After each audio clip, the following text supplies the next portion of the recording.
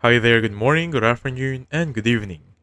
So on this video, let's talk about how to use iOS 18.5 for your iPhone XS Max.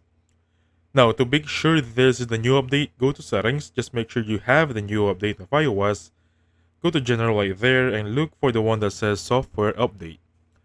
Now once you're in here, it should say 18.5.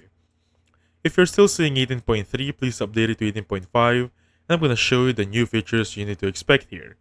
First and foremost is going to be the screen time passcode. Now we're going to have a passcode or a password for our screen time. As you can see right here, this is screen time. You can now enable some passcode for this one by enabling lock screen time settings.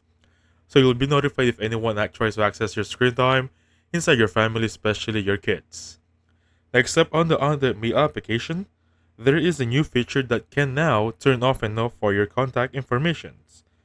Moving forward for that one, for the under settings, there is gonna be a new Apple Care warranty feature. As you can see right here, it displays everything. A much more cleaner, much more informative. Let's wait for it to load up. As you can see right there, everything is gonna be in here from A to Z. Alright? Also, under settings right here, there is a new wallpaper. Just go back on settings right there, click on wallpaper, add a new wallpaper right there, and you're gonna have the Pride wallpaper for this one. This is the new one, the Pride for LGBTQ plus community.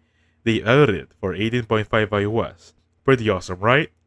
Anyway, that being said, thank you so much for watching. I'll catch you guys on the next one. Goodbye for now.